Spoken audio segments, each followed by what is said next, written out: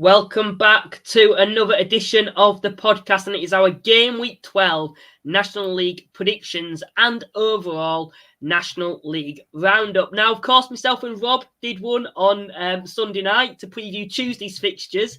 He stepped in for you, Paul, doing the predictions, and we'll come on to that shortly, but it's fair to say he helped you out a little bit. But Yes. No, Paul, before we get into that, I know it's been a bit of a tough week for you and Wealdstone, but how are you feeling tonight?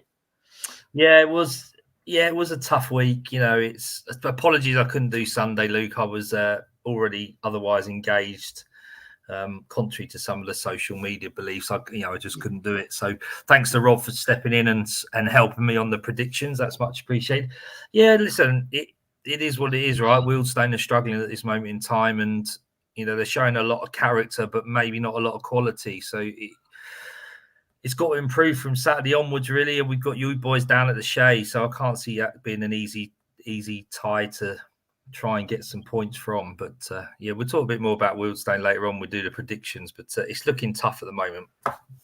Something I will ask, Paul, are you coming up on Saturday with Wealdstone? I'm hoping to. Yeah, the kids haven't got any football, so I'm hoping to be there, unless my wife decides that we've got other stuff to do, because we haven't got any football for the kids in the morning. But we're hoping I'll have a few of them in tow as well, I think.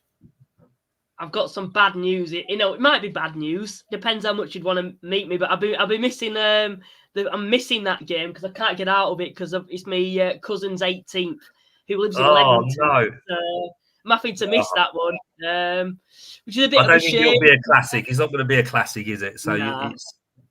I think you'll see by our predictions, won't you? But I do want to address on tonight's podcast. To everyone that is watching so far, please like and subscribe. Also, check out our sponsors, Cards Accepted. There'll be a link in the description to go and purchase your card machine to get 50% off your order as well.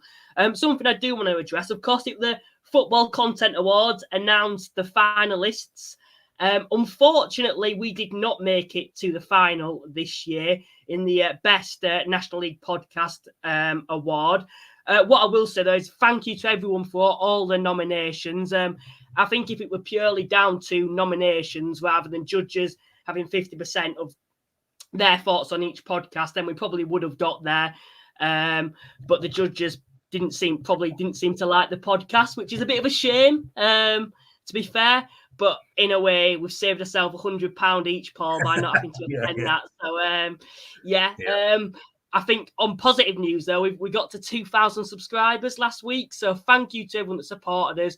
I know it's a bit of a cliche, and most YouTubers and podcasters say this, but I do genuinely appreciate all the support. To have a community like this where every Thursday I'm tuning in live, and I can guarantee that I've got a good amount of listeners tuning in and actually getting involved and making it interactive is something that, when I was a lot younger, I always dreamed of doing that on football. So I do really appreciate everyone that does get involved. But no, for both of our sides on Tuesday, Paul, late drama in a negative way. We lost in the last minute to Braintree, down to a penalty by Ining Yeffingyong. You scored to go 1-0 up in the last minute and somehow still managed to drop points. And I think, before that game, Paul, you might have said we'd probably take a point and it'd be a good point in that.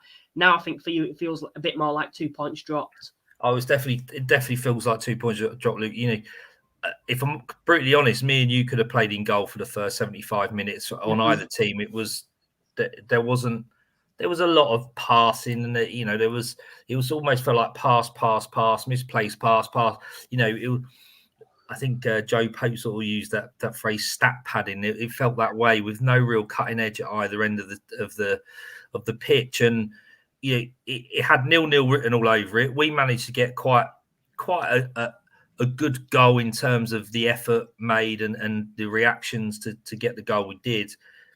And then we never got the ball back. I think with 4 or 5 minutes added time left to play after we scored, we never got the ball back. We sat deep, and Southend have quality. Gus Scott Morris got down the right-hand side, got the cross in, and the goal was scored. And it really did feel like 2 points dropped. And that's the 4th game this season that we have let a goal in the 80th minute or more to drop points. And if we'd held on to those leads or kept those draws, we would have had 8 points, and it converted to 2. So, that's where the problem lies, because defensively, Wealdstone haven't been too bad. Even against Barnet, we lost 3-0.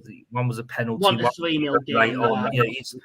They were a good side, Barnet, but we defended still quite well. But it just, I know, lack of concentration, lack of quality, lack of leadership to sort of manage games. I don't know what it is. I can't put my finger on it. Listen, we struggled a little towards the end of the game with centre halves. We got a couple out. One went off injured. So, there's mitigating circumstances to a point, but you still, when you're in the bottom 4, you're 1-0 at home. You're 1-0 up at home with 91 minutes gone against a Southend team that were really average looking. I saw that a Southend friend of mine after the game. He said, that was a terrible football match. They weren't brilliant, and they still come away with a draw, and it's so disappointing. But, it wasn't a loss. But just prior to Southend scoring, actually, I was looking at the league table, and we were out of the bottom 4 because Braintree were drawing with Halifax. Within 2 minutes, we're now second from bottom again. So we've got to have hope that you've got to go to the 90th minute of the last game of the season to see whether you're going to still be in the league or not. But we've got to convert these draws into wins, and these sort of potential ones you could lose to keepers draws. I think from Halifax's game as well. When I'm just talking about our game now, you mentioned there about the Wealdstone and Southend. You could have had me and you going net, and it wouldn't have made a difference. It was very similar in the Halifax v Braintree game. Neither side particularly offered anything going forward. I don't think either side were going to score unless one of the sides literally gifted them a goal, and that's exactly what we did. We gave away a very cheap penalty. There were a lot of questions as well about us should have getting a penalty. For me, overall, I don't know. I'd probably say it's going to even itself up over the season. Mate, I'd probably say it were a penalty, but I know there's been times this season when Halifax have probably got away with one. In that match as well, there were other times where I thought we actually should have given a penalty away, and the ref didn't see it. But for Braintree, you have to say that's a massive win. I will say to them, although I don't think we offered much going forward, they defended well. I think they were better in the midfield than us. Matt Robinson stood out to me as a great player, and Francis as well. And that's something they can build on. Would I go overboard about their win? No. I thought they were an okay side. Do I think they're going to stay up? I think it's going to be tight. I've certainly seen a worse side. I think Ebbsfleet were a lot worse than them when I saw Ebbsfleet play. But I have to say, overall, I've not seen a lot of the sides near the bottom against my team, Halifax. That's going to be tested in the next couple of weeks. We've got Wealdstone. We've got Tamworth to play. Boston, I think, as well. We've got after those three games, I can probably give you a better judgment of where I think Braintree will finish this season. But just before we look to the live chat, I want to speak a bit about Tamworth, because they're a side for me that are going under the radar, and we haven't really given much credit about, and probably haven't noticed much this season. But Tamworth currently sit 16th in the league. If they win their game in hand, that could take them all the way up to 8th. Now, both of us, Paul, I think, predicted them to finish bottom, didn't we, this season? We definitely both predicted them to finish in the bottom 4. And I think most people who are watching this podcast probably had Tamworth in the bottom 4. And at the moment, they're proving us wrong. You look at the potential. If they win that game in hand, they can go all the way up to 8th. Something I will say as well is we spoke off back before the season. We both said that if Tamworth want to stay up, then they need to take advantage of the home games, because it's a tight pitch and they'll be used to it where the opposition won't, with them being on a plastic pitch as well. And so far this season, the majority of the games have actually been away this season. I think only Forest Green have played less home games than them this season. And the rest of the league have played more. Yet they're still, if they win the game in hand, can go all the way up to 8. So for me, when you look at Tamworth so far, fair play to them. They're probably not the prettiest side to watch in the league. They're probably a horrid side to play against. But that's something that newly promoted sides who, this might be a bit unfair, but and Tamworth fans will probably disagree with me, but might lack that bit of quality. They have to become very hard to beat and be able to grind out results. And that's something that Tamworth have certainly done in the last couple of weeks. Oh, without doubt. And if you look at who they've lost to York, Barnet, Eastleigh and Hartlepool. I know Hartlepool is struggling at the moment, but, there's no disgrace in a newly promoted side losing to the likes of Barnet, Eastleigh and York. York and Barnet is first and second in the league. And the response they've shown they got drubbed 7-0 by Barnet to come back and actually pick up the result. I know they lost the next game to Eastleigh, but it was only 1-0 and they've won 3 games in a row. Not only that, they've only lost 1 at home, which is the Hartlepool game. And actually they've only lost 4 out of all those games they've played. So, the fact that 1-4 and drawn 2 is a pretty good effort for Tamworth, and they're a little bit of an unknown quantity. I'm looking forward to seeing them, and it's great to see that a side that has come up is doing as well as they are, because last season, when we looked at those that got promoted, they struggled immensely, didn't they? Mm-hmm. So you don't get me wrong, no disrespect to Tamworth fans, I'd rather see them in the bottom 4 than Wealdstone, but fair play to them. The results they picked up is superb, and to go again and beat Filed away on a Tuesday night, that's not an easy fixture to win. And like you said, they ground out results, haven't they? Beaten Braintree 1-0. The other thing is, when you look at who they beat, Maidenhead, Braintree, Filed, drawn with Boston, they're the teams that are going to be in and around them in that mini league at the bottom. So to be able to match up against those, that's where your points are going to come from. And then if you can pick up anything like the 1-1 against Sutton, that's almost like your bonus. So, if they adopt that type of attitude and look at the games that are winnable, then they'll easily stay up as they are at the moment. Yeah, I'd agree with you on that. You look at Tamworth as well in the next couple of games, and 4 of the next 5 games are home games. So that's maybe what's going to be testing for them, to see where they're at, where can they really take advantage of these next few home games, because they've done pretty well away from home. And we've said all along that the home form is going to be what's going to matter for a side like Tamworth this season. And, you look at those fixtures coming up, they've got Altrincham, Gateshead, Woking, Yeovil. You think of the likes of Yeovil and Woking, who've not particularly had the greatest of starts, and you have to say they're winnable games. Gateshead, I think, have been defeated now twice this season, so they're clearly beatable. Altrincham have been a bit hit and miss as well this season. So you look at those 4 fixtures, and you'd say they're winnable games as well for Tamworth. And the one away game is, of course, at the Shea, my team, which will be next Saturday. We'll come to the live chat now and have a look. I've got a few more topics to talk about. Something I'm going to apologise for those who aren't aware. I am full of colds. If I am coughing, I'll try and mute my mic as quickly as possible. So I do apologise for that. But we'll go to Mr. Luke first. Paul, Luke's been in. Oh, hello, gents. If you expected a Mr. Luke in the chat, well, here he is now. Hopefully you're all right. Disappointing loss against Forest Green and great win on Tuesday against Boston. Roll on Saturday. Yeah, Gateshead have certainly sort of become a little bit more hit and miss, haven't they, over the last few games? But again, no disgrace to lose to Forest Green Rovers. They're going to be a good side. They're going to be up there, beating someone like Boston, who I know are very physical, very tough, very hard working.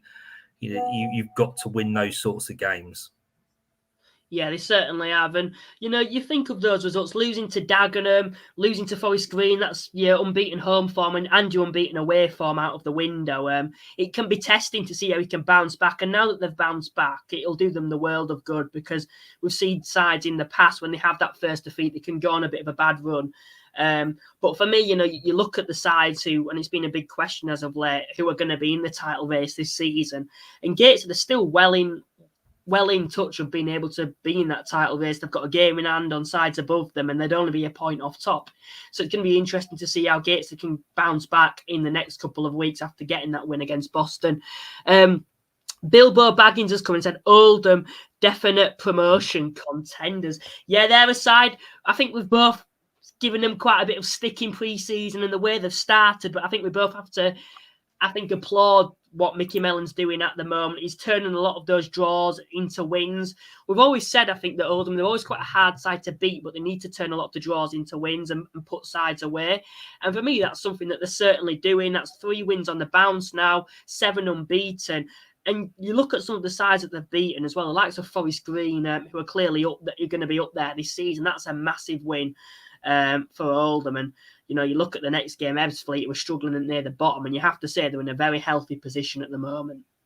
Oh, without doubt. I mean, looking at their results, I think they've only scored more than once against Woking in God knows how many matches. So, like you said, having 4-1 all draws in a row, then beating Woking quite convincingly, then getting a 1-0 win against Yeovil. The other good thing is, you look at that, they've won their last 2 home games. They've won them. One against Forest Green, which wouldn't have been easy.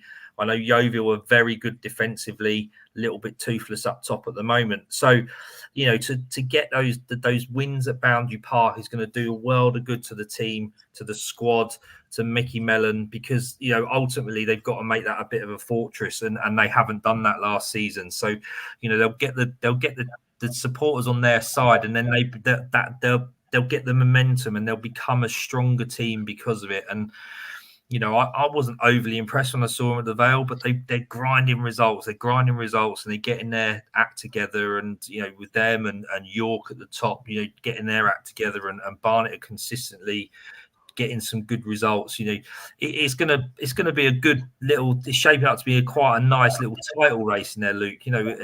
With teams that are consistently good at the moment in this league. I think for Oldham, the big question this season is going to be about that home form, because that's what let them down last season. And it's something for me, when you look at a club like Oldham, when you've got 7,000 fans, that you can probably add to that as well if they're doing well in the league, where you can get up to 8,000 or 9,000 consistently. That if that can play a huge advantage that a lot of sides in this division clearly don't have. And you look at the home form this season, it's been a lot better. Last season, they only managed to get 6 wins at home. We're 6 games in now. They're unbeaten, and they've won 3 of those. And you look at the last 3 games at home, they've all been the last 2. They've won the last 2 games at home as well. So for me, you look at Oldham, and they're clearly improving. I think they're a better side than last season. That's something I will say. Maybe my 12th place prediction might look silly, but it's still very early on. It's still very early on, I will say. And there's still things for me when I look at Oldham where I think they can improve. I know Oldham fans are coming on saying they're in a title race. For me, do I think they're as good as the likes of Barnet yet? Personally, no, I don't think they've got the same firepower going forward, but that's going to be something that we're going to see in the upcoming weeks as well. Chris, who's a channel member, this is another shout out. Anyone who wants to become a channel member, if you own like a laptop or anything, I have to always do this. There's a join button, and it's just £2.99 a month, and you'll get early access to certain interviews that will be coming up in the next couple of weeks. You can use your club's badge in the live chat as well, and comment section.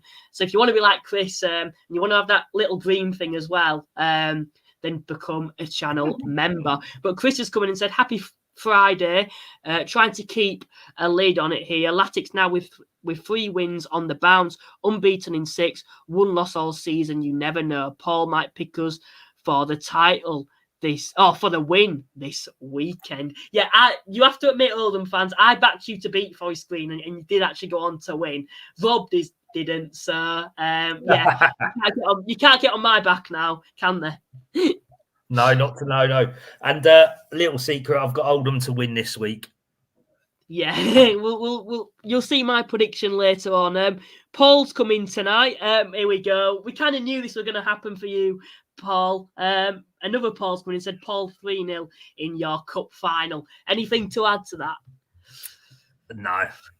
Nah, we'll move on then. I wouldn't suggest it's our cup final. I'll probably have bigger games on my PlayStation. But listen, it's a local derby. It's one we don't particularly like to lose. Barnet did a job on us. Fair play to them, and there's no complaints from my end. They were a better side, especially in the second half. First half was a bit more even. Second half, they were a much better side, and they did what they needed to do to get the win. Kevin's coming and said, another big 4 points for York this week. We're going well. Evening, guys. Yeah, they're another side. 3-0 away at Solihull. Now, I know Solihull probably haven't had the best start, but it's a difficult place to go, I think, going to somewhere like Solihull to put 3 goals past them, I think speaks volumes about how far this York side have come on this season. Oh, massively. And I've got a colleague who follows York home and away. I happened to see him today, and he's absolutely buzzing that he went down to Solihull in the week, and he was saying what a brilliant game it was. He got about 4 or 5 hours kit before he had to go back to work, and he's loving it at the moment. And they're a good side, aren't they? They're clearly they're top of the league, but they're able to score goals. They're able to defend, and that's a massive advantage, because if you can do one, then okay, you're doing okay. If you can do both, then you're in the title race. And I gave a lot of stick to York last year, and I think justifiably, because they just they were spending a lot of money. Their recruit was poor. Their owner was getting involved. Everything that they did badly last year, from what we can see, Luke, is they've done it better this year, and they've got the right sort of manager for them. They've allowed him to go and recruit his own players. He plays a great brand of football, and brilliant for them. And they're the sort of team that you want at the top of the league now that we've lost some of these so-called bigger teams over the last few seasons. So to have them in the title race is great to see. It's a good stadium to go to. 4,000, 5,000, 6,000 fans. With the likes of Oldham up there with big fan bases. I think it's brilliant for the league. Yeah, it certainly is with York. And I think what speaks volumes as well about them is the fact that they're able to score a good number of goals, which is something they struggled to do last season. But also defensively, they've got the best defence in the division at the moment. And what you often see with sides who are good defensively, even if they're up there, maybe the attack, they were a little bit weaker because of the way they play. But to say they must have a perfect balance in that side to be able to defend like they are doing, but also to be able to score as many goals as what they're doing as well. I think that's where Oldham maybe have to slightly improve, is when you look at their goal scoring is one a game, I think, apart from that Woking game for maybe 10 or 11 games. So if Oldham do want to have that serious title challenge, then maybe they've got to be slightly more like York and get more than one goal a game, because at times you're going to need that to win football matches. Yeah, exactly. That's something that I'd agree with as well when I look at Oldham at the moment. Like, I think they're verging on playoffs. I think at the moment, I'm like, do I put them in or do I put them outside of the playoffs if I were to redo my predictions now? They're not losing many games at all. And you've seen recently that they've got 3 wins on the bounce. But I think over the course of the season, I just genuinely don't think that they're going to have the firepower to be able to be in that title race. I think they're a hard side to beat. I think sides like Barnet and your Yorks will probably struggle against them because they'll be very good defensively. I just feel like the way they play Oldham, do they have the firepower going forward to be able to be in the title race? And I know everyone will come back and say they've got Norwood, but you can't rely on one player, and he's clearly been injured. I know there's Fondop as well, but is he really a striker for me? Who I think's a striker who's going to be able to win the league with a side? No. So at the moment, and it might come back to bite me, I personally can't see Oldham being in the title race. I do think they've got a good shout to be in the playoffs, though. And who knows? I had you 12th at the start of the season. I know only 11 or 12 games in now, but I've already changed my mind. So maybe in a couple of weeks, I'll change it even more. We've had Declan who's coming in. Said Barnet, York and Gateshead, only 3 teams hitting 2 points per game range so far. I Forest Green, that? I'm sure they would have been. And then Villa TV's come in and said, what a win again for the Tamworth boys. Yeah, we've just spoke about you and leaving it late twice, but managed to pick up 3 points. And Booby actually came in, and this brings on to a good talking point for tonight, something that I wanted to discuss a little bit. I know on Sunday's podcast I discussed it a little bit, but after another bad defeat for Hartlepool, I think it's a good time to speak about this and get your thoughts, Paul. He's put, I'm surprised that Darren Sarll is still at a job after Tuesday night. Yeah, and that's from a Rochdale fan who's clearly won 3-0 at Hartlepool. I want to get your thoughts on this, Paul. When you look at Hartlepool, 1 goal in 6 home matches all season, yet to win at home as well. They've only managed to score in 1 of the last 6 games. And you think about this, you might think, well, going forward, they're clearly lacking something. But you look at the players that they have to their disposal. Adam Campbell, he was scoring goals for fun at Gates and got that move to Crawley. Mancini, a player that we speak quite highly about on this podcast. Manny Disaruwe, Gray, Gary Medine has dropped down now. there's limited excuses that Darren Sarll can actually make, I think, now for Hartlepool and why they're struggling so much. No, I agree. And it's a difficult one, isn't it? Because he came in, he's got great National League experience, Darren Sarll. His last job didn't probably go as well as he wanted to. He's been given another opportunity at a full-time club with I guess, a fair budget and good resources. You know, he's got to be with the players that he's got. He's at home and he's got Adam Campbell and Mancini on the bench. They haven't won a game for a long time. They haven't scored many goals at all. And he puts his 2 attacking threats on the bench. Now, I've not watched Hartlepool, so I have no idea, what their form is like. But the problem you get, Luke, is sometimes fans, it's not just necessarily the results they have, but it's the performance they put in and the style of play they have. And we know that Darren Sarll has a style of play that wouldn't suit every National League fan. They're very industrial. They're very direct. The sorts of players they got lend themselves to that sort of thing. Now, any supporter will put up with that if you're winning games. Because you go along. Winning is important. Points on the board is important. But you want to go away from a game and go, the team played well. That's sometimes forgotten if you get 3 points and you're challenging for things. As soon as things start going badly, the formations get put question, the selection gets questioned naturally, but also the style of play. So I don't know whether there's a bit of discontent up there with what Darren Sarll is doing. I can't, it's just an assumption on my part because of his previous clubs and the way they play. But to have Mancini and Campbell on the bench when you've not been scoring and to lose 3-0 at home. Now, listen, Wealdstone lost 3-0 at home to Barnet. We're in the bottom 4. They're in the top 2. Likely to happen. Hartlepool should not be losing 3-0 at home, even if they are playing a strong team like Rochdale. They've got to go toe-to-toe with those sorts of teams if they want to be looking at trying to get into those playoffs or at least be respected in the league as one of the bigger teams. So I think he's going to be on the borrowed time, if I'm brutally honest. They've got to really start doing something for him. Otherwise, I think, he could be out of a job and Hartlepool will be looking for yet another manager.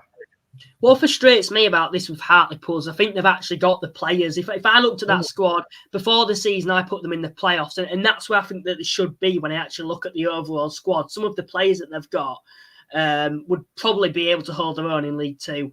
I want to ask you, though, Paul, if you was in charge, if you were the Hartlepool chairman and you had to make a decision now, would you get rid of Darren Sarll? Probably not. Because what you got to consider, Luke, is you then got to bring somebody else in after 11 games.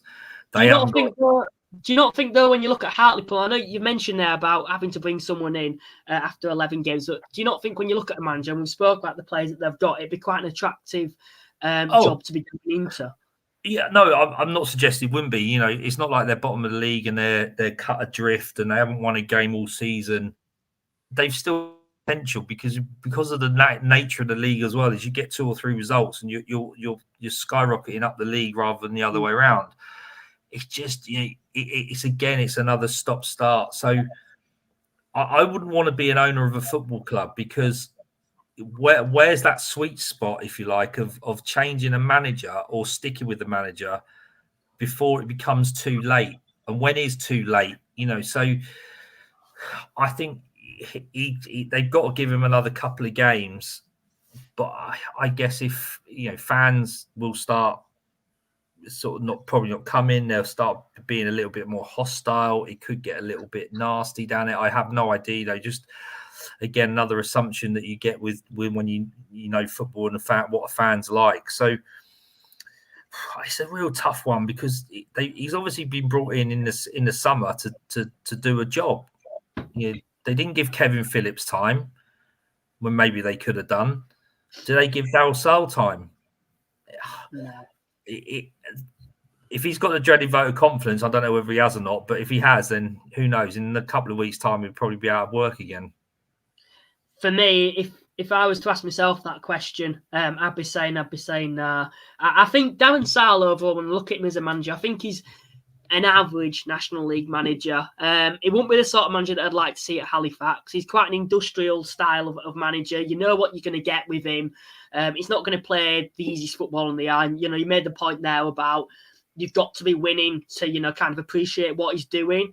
And for me, when you look at a side like Hartlepool, now they should be an ambitious football club, and they've clearly proven that with the players that they've brought in. You know, he's clearly been backed by the owner with the players that have been brought in, particularly players that I think are trying to suit his style. The likes of Medine coming into the side is the type of perfect signing for a Darren Sarll side. And he's clearly not got the best out of him yet. I know he's aging. I know he's not been playing for a long time, but still, to not have scored in these first 6 games is a little bit disappointing.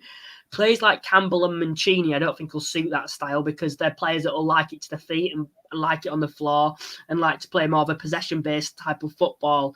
So for me, overall, I look at Hartlepool and I just feel like they could do better. I think there's better managers out there. It's not working at the moment. Defensively, they're not awful. That's probably one of the only positives you'd say so far is they're not, apart from Tuesday, they're not leaking goals for fun. But for Hartlepool to be 18th in the league after 11 games, only scoring 7 goals, when you've got the likes of Disarue, Campbell, Mancini, Medine, like we've mentioned, it's unacceptable. And I still feel like there's a chance for Hartlepool to get in the playoffs this season because of that squad. And that's why I think they do need to make a change now. We'll move on from that then. Of course, the question would be who would come in. I've got a few names that I'd probably think of in the likes of Ardley, or maybe being a bit ambitious here, but maybe Pete Wild. But we'll move on from that topic. Get your thoughts in on it though, guys. We've also had the Shrimpers got out of jail on Tuesday. Hopefully a large attendance at the Hall will help bring home 3 points. Yeah, Southend, there's been a lot of sides, I think, this season that have had quite mixed starts. The likes of Aldershot, Solihull and Southend have certainly been 3 to mention there. They picked up a point at your boys Wealdstone. We've spoke about that, and you've said about you not particularly thinking that they were that good. They're quite average at your place, but they still managed to get the point. And now that they're back at Roots Hall, they certainly need to build on that to be able to get themselves back in the top half and hopefully having put a run together to try and get in the playoffs. Oh, no, listen, they were a very neat and tidy side. They kept the ball well, and they just didn't... There was no creation in that final third from either team. You know, it's not the fact that Wealdstone were and Southend weren't, but you'd expect more from Southend. You know, they've got the lad Pepple from Luton, and obviously Gus Scott Morris is doing particularly well on the wings.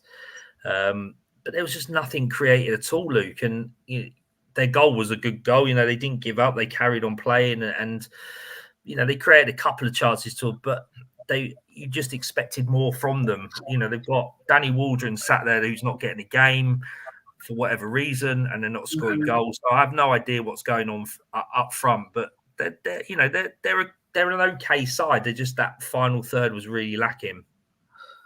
Yeah, they were a bit like Oldham, I think, of last season. I think for me overall, might be another season of consolidation. And I know you say it's a bit of a backward step after what they did last season, but with everything off the field, they're trying to sort everything like that out for me. Is that the main priority this season for Southend? Southend fans might say something different, but they're clearly ambitious themselves with the players that they've brought in, the likes of Macaulay Bonne coming in, I think, from Charlton. I think he was at, or was it Swindon? I know he's been at Charlton. And also Moncure coming from Leyton Orient as well. You know, they're Football League standard players, and it shows quite a lot of ambition, I think, from Southend in the future.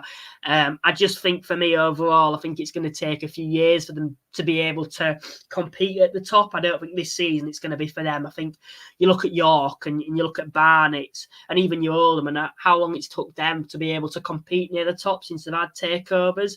And it does take time. And for me, I think it will do as well with Southend. We've had John who's coming, who's a Dagenham fan, saying, "Evening all."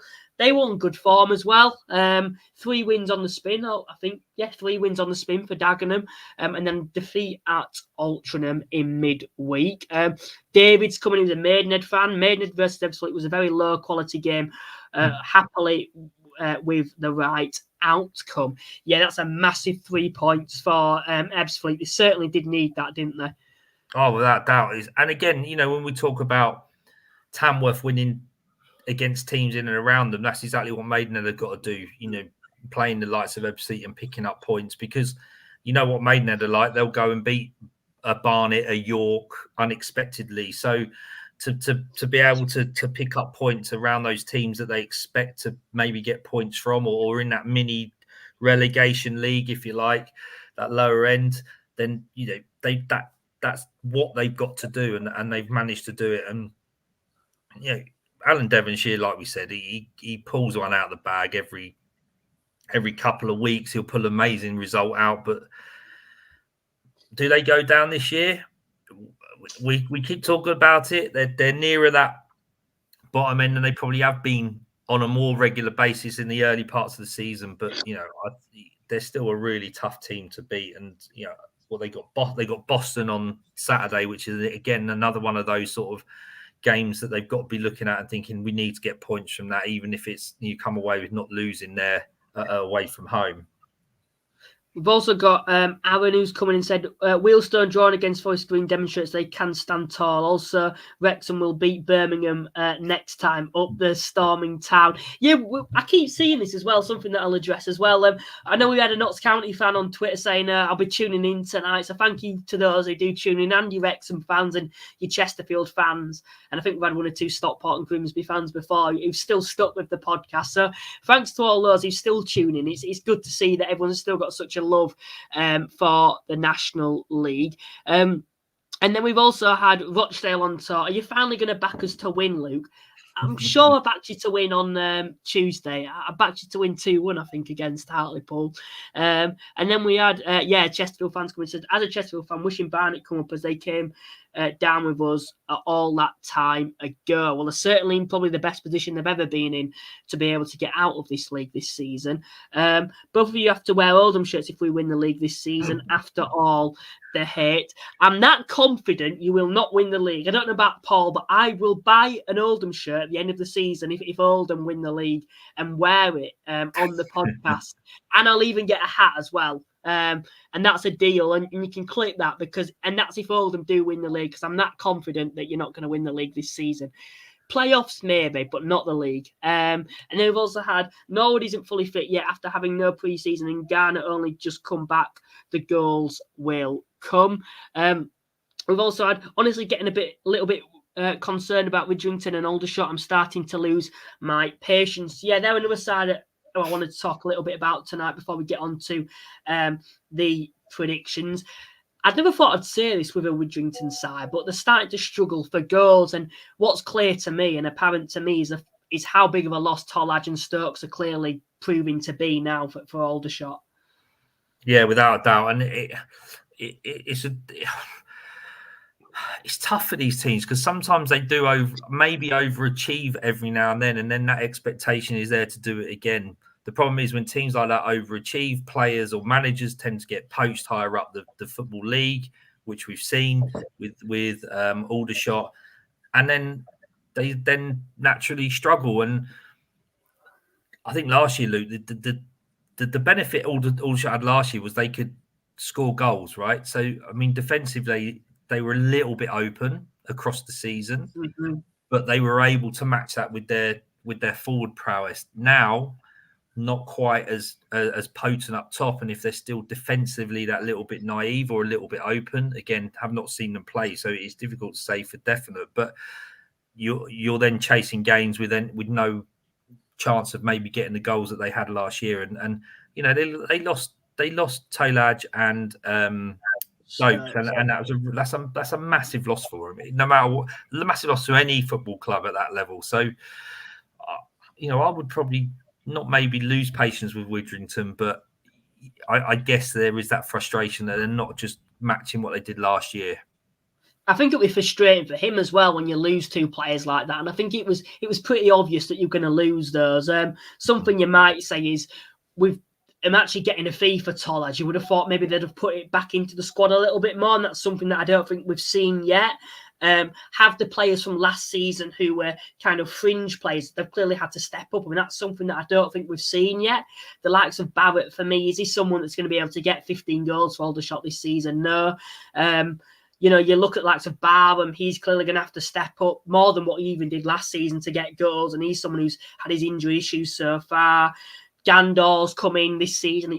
kind of a breakthrough season for him, and he's got 3 goals so far, but it's not to the same standards as what Stokes and Tolaj was. And it's always hard, isn't it? Because I don't think that has to be an expectation. I think for Aldershot, it has to be that they've got to be better defensively this season, and then be able to still be able to score a fair few goals going forward.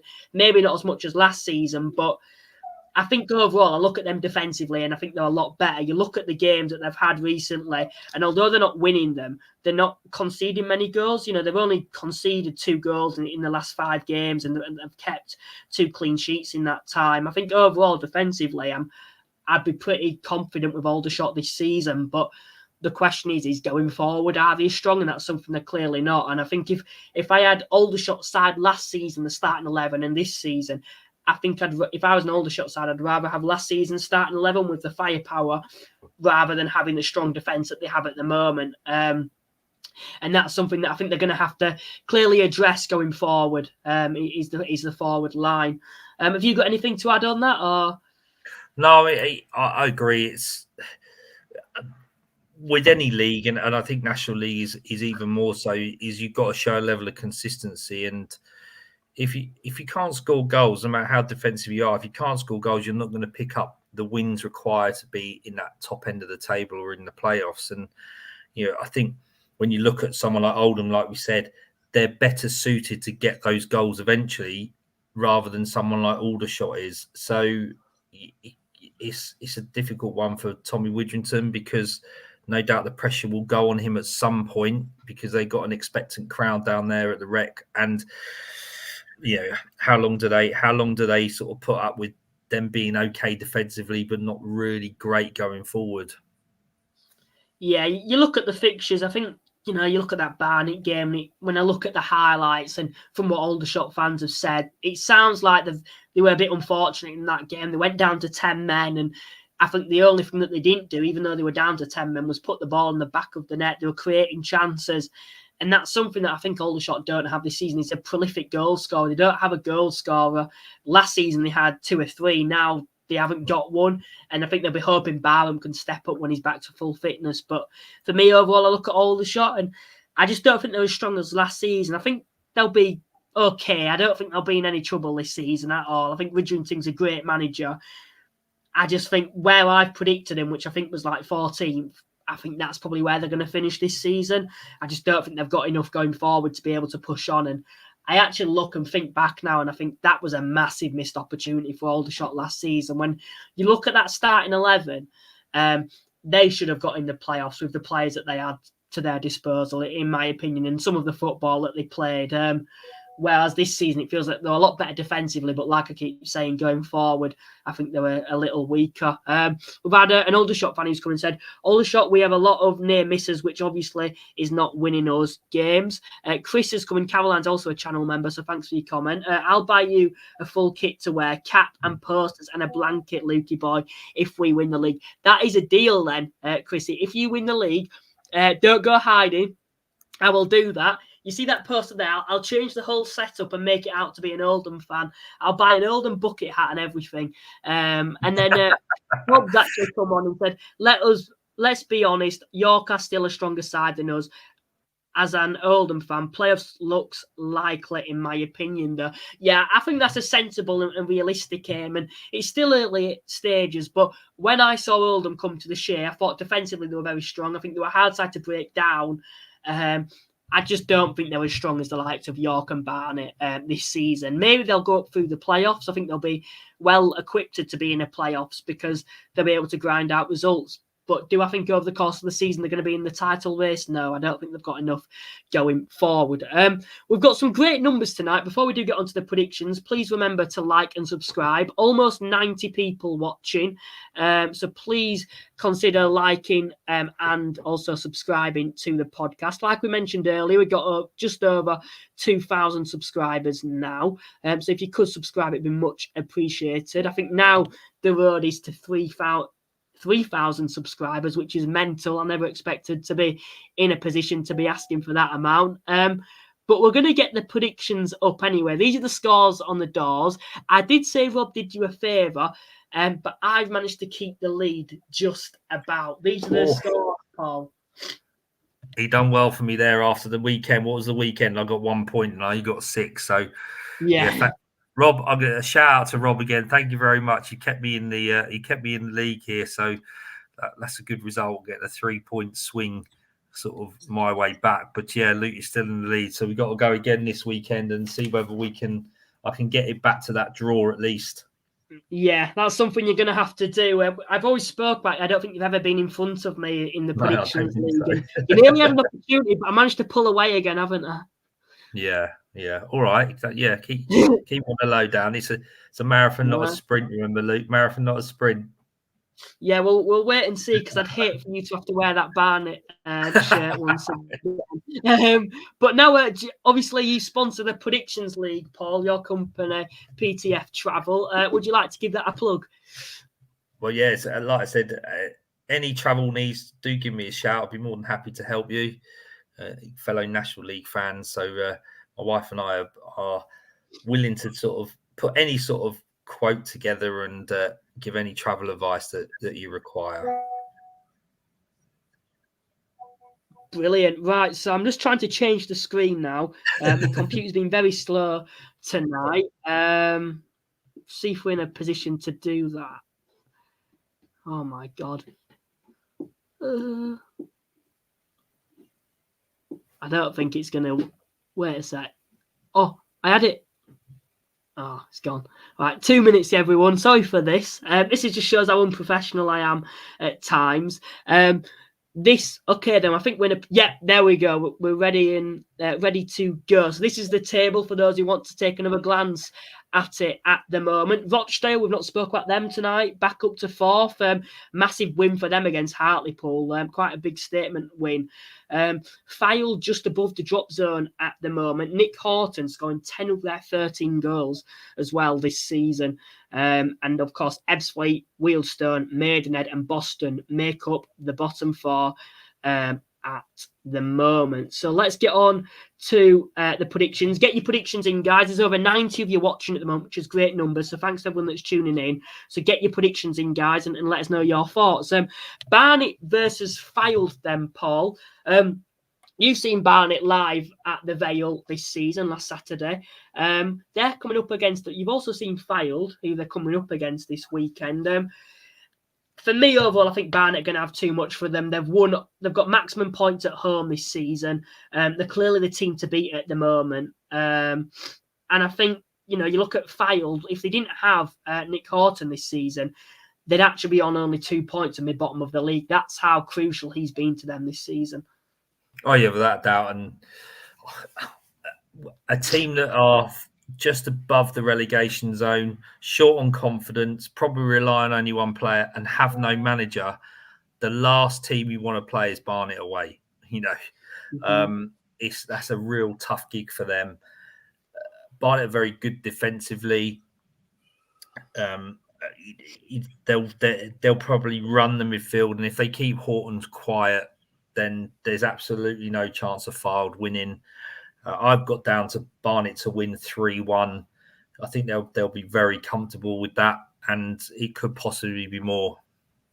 I've gone for a 3-0 Barnet win. I think it'll be quite a comfortable win for Barnet for this one. Keep your predictions coming in, guys. Also, a lot of people are predicting the other games as well. We'll come on to that shortly and put your predictions up for that too. But yeah, like you mentioned, I think Barnet will have too much for them. They're very strong at home this season. Boston versus Maidenhead, a big game towards the bottom of the league. Then quite an interesting one. This Boston are yet to win at home this season, and Maidenhead are yet to win away. I'm going for a bit of a cop out for this one. I'm actually going to go for a 1-1 draw. How do you see it going? Oh, Luke, exactly the same. Not the league's biggest scorers. Tough teams to beat. I would suggest that's probably not the game of the week.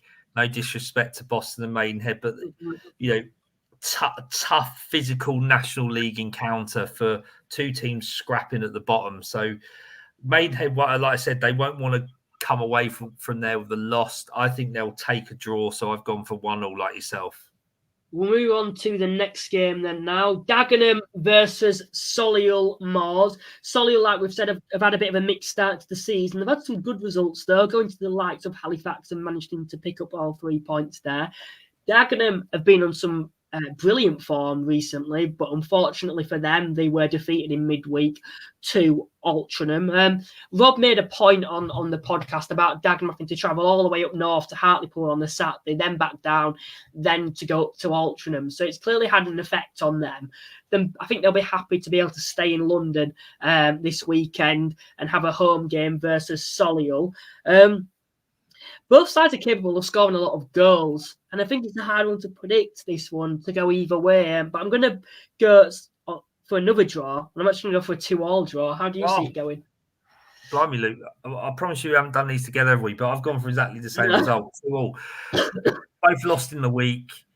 I think Solihull a little bit, maybe like Aldershot, are just having to deal with the expectation this season of such a good season last year. So they have been a little bit indifferent at times, but they're still a very good football side. Yeah, 2-2, like completely the same thought process. They're both capable of scoring goals, both attacking minded. You know, Dion Pereira for Dagenham is a real find in as much as keeping him and getting the best out of him. So yeah, 2-2 for me on that one as well. So let's see how the Halifax Wealdstone game goes. Yeah, we'll move on to that one then.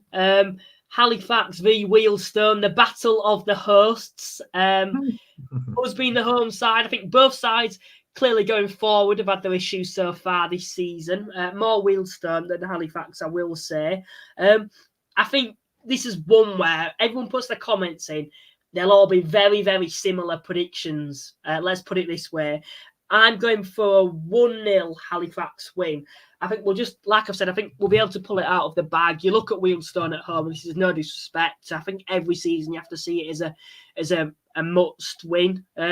If you're wanting to be inside the playoffs when you're a side like Halifax, you know, especially this season with the way Wealdstone have started. You mentioned about you not being awful defensively, and we're not the best going forward. So I think the question is going to be, can we break you down? And I think if we do go 1-0 up, then I'd be confident that we'd be able to hold out against you guys. I think in this game, the first goal is going to be crucial for whoever it comes to, if there is one. I completely agree, and I've sort of said to Wealdstone fan, we talk about it. If we go 1-0 down, it's a real tough situation. Yeah, there is exceptions to that rule. You know, we went to Forest Green away from home and were 2-0 down in 6 minutes and got a 2-2 draw. So we've got to gain confidence from that type of result. Yes, we were 1-0 up in the 98th minute, whether it was against Hartlepool, and came away from a draw. So in terms of away performances, there's some to hang our hat on. I've gone for a Halifax 2, Wealdstone 0, purely because when I say Halifax going to win, generally they don't. So that might help me and Wealdstone, other Wealdstone fans. But no, I think Halifax being at home, I mean, is the game likely to be on, Luke? The pitch is going to be okay with it, all the water that all the rain we've had?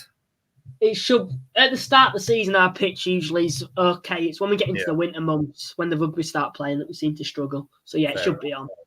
Yeah, so Halifax 2, Wealdstone 0. Don't like that.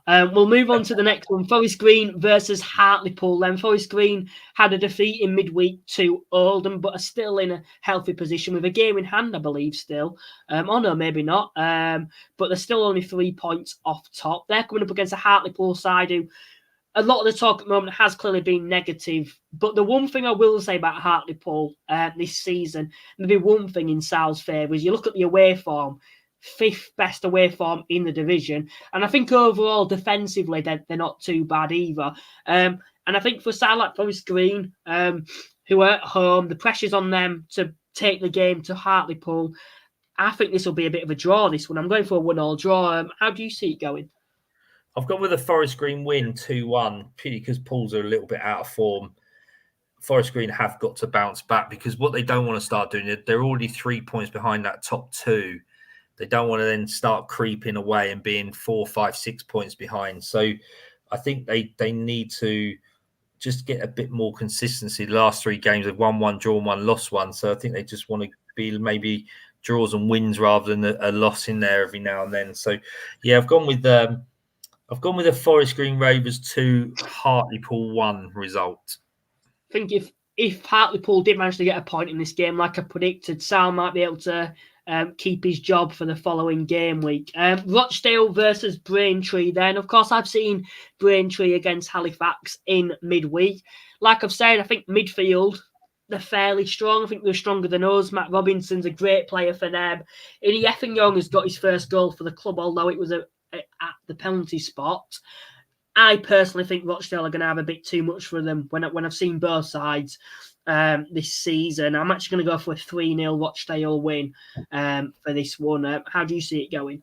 Yeah, I've gone for exactly the same. 3-0 away from home against a much stronger opposition than Braintree, to then go to be at home on a Saturday against Braintree, who, will take a little bit of confidence from getting that result against Halifax at the weekend. However it came, sometimes you just need a 90th minute penalty, a goal that goes in, you get off someone's bum, whatever it may be. It doesn't have to be pretty to get a bit of momentum. So, they're going to go to Rochdale with a little bit of confidence, but just Rochdale again are one of those clubs in and around the playoffs and the promotion push, going about it very quietly. We haven't spoken too much about them, and I think again they'll be just too strong for Braintree, and they'll come out comfortable winners. 3-0 that I've put there. Southend versus Gateshead then. Gateshead, I think, have played less games away from home than everyone else in the division. The majority of their games have been at home. For Southend, back at Roots Hall, somewhere that were quite a bit of a fortress for them last season. They still only had one defeat at home this season so far, but a lot of draws in there. Maybe it's a bit of a gut feeling, this one, but I just feel it's a long way for Gateshead to go, and I still have the feeling that Southend's going to be a difficult place to go this season, and I'm actually going to back Southend for this one to win 2-0. How do you see it going, Paul? I've gone Southend 0, Gateshead 2.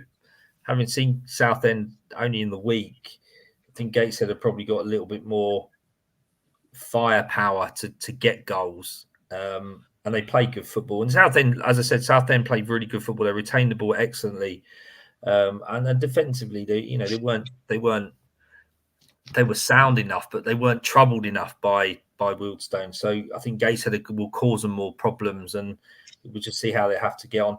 What I don't want to see is Southend fans starting getting on Kevin Mayer's back, and it become a little bit of a toxic down there at Roots Hall, because he's done 600 games as a player and manager, and you've got to take his hat off to him for that. So congratulations to Kevin Mayer on that record, because that's incredible. And I've read today that he's been given a testimonial year. So, completely get Southend's frustrations that they're probably slightly underachieving, but just take stock of where you are and what's been happening, and the fact you've kept him and Darren Curry, and there's only one way Southend are going to go in the next 1, 2 to 3 seasons. If it's not this season, they'll be at the top end of the National League. So I don't think they'll win at the weekend at Roots Hall. I think Gateshead will win, but I don't think there's any panic for Southend fans at the moment. We'll move on to the next game then. Tamworth, who are banging form at the moment, coming up against an Altrincham side who won in midweek versus Dagenham and Redbridge. For this one then, I've spoken at Tamworth about the home games counting this season, and they're in a very good position at the moment, Tamworth. Like I've said, if they win that game in hand, they could go all the way up to 8th at the time of recording. I just feel at home to Altrincham, they're a side that I've not particularly been sold on so far this season. I think Con Clark leaving has left a massive gap in the side, and I think that's been proven in certain games this season for Altrincham. However, I'm going to go for a draw for this one. I'm going to go for a 1-1 draw. How do you see it going? I've gone with Tamworth 1, Altrincham 2. Now, I think out of all the games, and they're difficult to predict at the best of times, but this one this week was a real challenging one to sort of look at, because I often think, Altrincham are one of these teams that eventually will come good because they've got the quality, and then they've shown that over the last couple of seasons. Tamworth are doing exceptionally well. Do they look at this at home and say, let's try and get something out of it? I just think Altrincham were going to be just that little bit too strong for them, and we'll win 2-1. We'll move on to the next game then. Now, Woking. Oh no, one question I want to ask for you. For you at the moment, Paul, you look at Tamworth. Do you think they stay up? Yes or no? Yes. I'm going to agree with you on that as well. I think Tamworth will stay up from what I've seen so far. Woking versus Sutton. I think both sides are known to score quite a lot of goals this season. Although Sutton did draw in midweek to Yeovil, they're a side known to score a fair few goals for this one too. How do you see it going, Paul? I've put a 1-1 draw. It's they're teams that Woking started very well, Sutton started very well, but recently they've been a bit of indifferent in their sort of scores, and they both, I put Sutton to sort of go straight back up. I genuinely thought that they'd be well equipped, and having just been in the National League only 2 seasons ago, they've not been at it long enough not to know what it's about. There is a rebuild there, and we know that. And Steve Morrison's probably going to get some inconsistency from his young squad because of what he's done. So maybe they're maybe not quite as equipped as I thought they would be to go directly straight back up. But they're going to want to start getting results. Woking don't want to start slipping into that bottom 5, 6, 7, and it become a bit of a battle for them, because that's what we all expected. But they did start better than most would have thought they would. So again, it's one of those, I don't think either team will want to lose. I know that's an easy thing to say, but you want to be picking points off maybe Sutton if you're a Woking. So I've gone with 1-1. I went for 2-2, but I'll change that up as you've gone for a draw. I'm going to go for 3-2 Woking win for this game. Some reasons to that, maybe Woking a dual win. Sutton, aside for me, that I think, like we said, I think both of them have been quite inconsistent this season. They had a great start, Sutton, and have kind of come back into a little bit of form as of late. But no, I'm going to go for a 3-2 Woking win. Yeovil versus Aldershot, 2 sides that are struggling for goals as of late, particularly Yeovil. Aldershot have actually scored more goals than them, but across the season, I think both sides. I think both sides have struggled for goals so far. Aldershot out of form. So are Yeovil, because they had quite a good start to the season. I think Aldershot will have just a little bit too much for them. I think they're a slightly better side, man-to-man overall. So I'm actually going to back Aldershot to win 1-0 for this game. How do you see it going? Yeah, that's what I've gone for as well. No. I mean, Yeovil are at home at Huish Park, which is an advantage to them. I don't know what the crowd will be like. I don't know how restless they may be. Mark Cooper has set them up not to lose. They're very, very good defensively. They're just not ticking and clicking. Clicking rather in those forward areas. Like you said, both teams aren't sort of really there with their centre forwards getting goals. Both can defend. I think this will be quite an attritional, good footballing game, but quite attritional. So I'm going to have to go with that 1-0 to Shots as well, Luke. I don't think there's going to be many goals in this one. I think for me, I look at both sides, and although going forward they've not been the strongest this season, and it's more Aldershot in recent weeks. Across the season, they've proven they can still score goals. They put 4 past Maidenhead. I'm sure Tamworth they managed to score 2.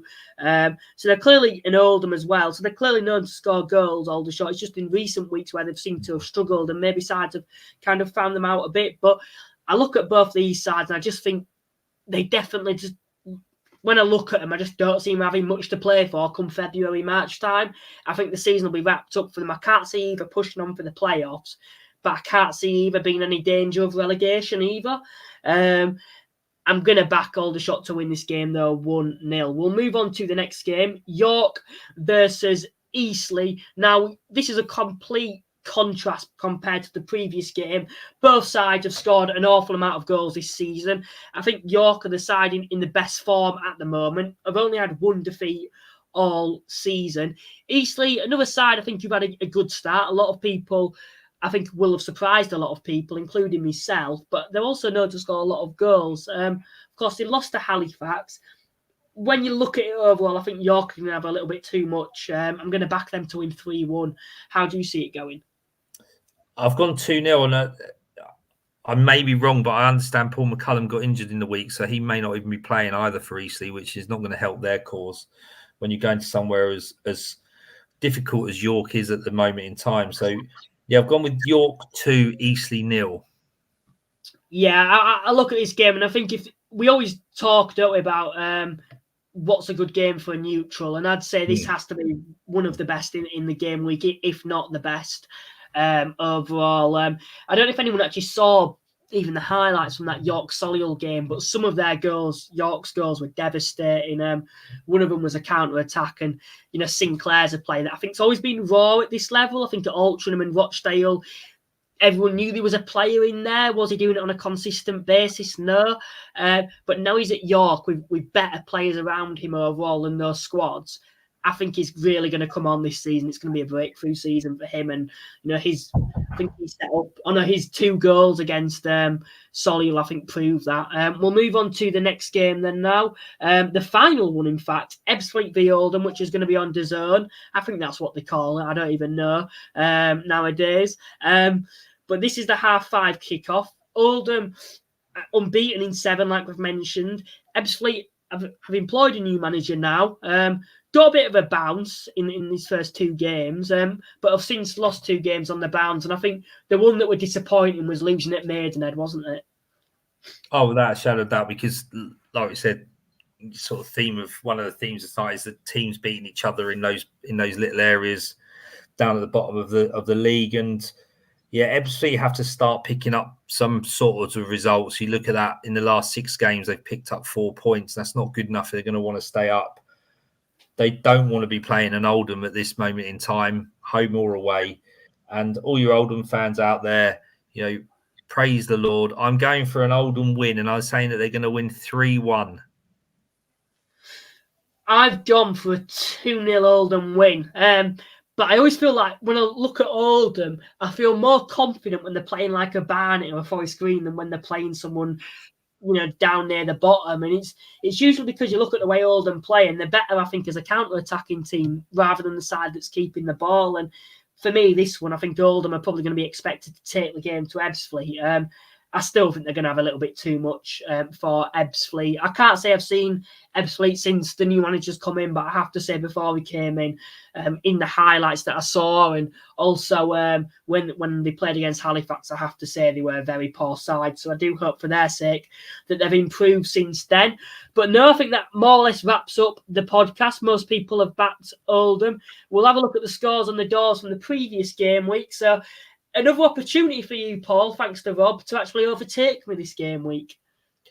Well, yeah, I mean, it's going to be tight, isn't it? Because we've got a few scores that are the same. So, if we both get them right, then it could be high scoring. If we both get them wrong, then it's going to be very few points for either of us. But yeah, it was a tough one to choose this week. There's some sort of fairly even games in there.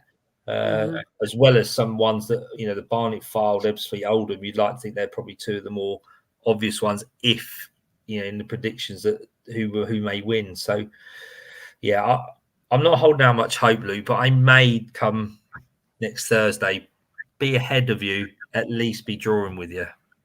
You'd hope so for your sake, wouldn't you? But no, thanks to everyone that's tuned in tonight. We've still got a fair few you still with us. A lot of people have dropped out, so please remember to like and subscribe. I'm sure there'll be a lot of you who haven't subscribed.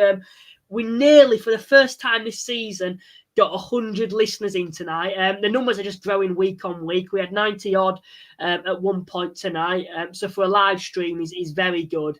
I know last season we got over 100 a few times, and I'm sure we'll be able to do that at some point this season. But it's good to be so early on in the season and getting good numbers, because they usually seem to grow as the season goes on.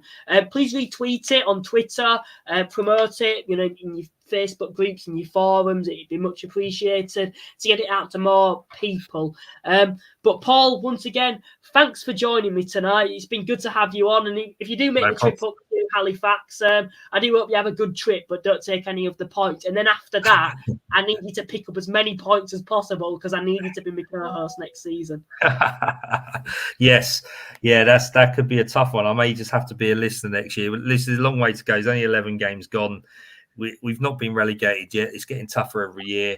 I've got to be confident that we won't go down. There's going to be 4 teams worse off than us come whatever it is, end of April. But yeah, let's hope it starts Saturday, Luke. But I've not predicted that. I've said Halifax will win. So yeah, anyone who's at the Shea, if I am there, if I do manage to get there, then come and say hello.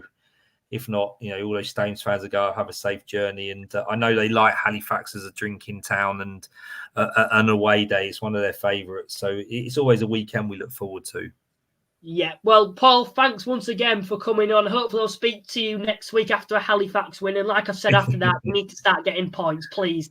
I don't want to go through for a new co-host next season. But no, thanks everyone that's tuned in tonight. Like I've said, great numbers. We'll hope to see you again soon. And if I can find the outro video, which I have, we will see you next week. Bye for now.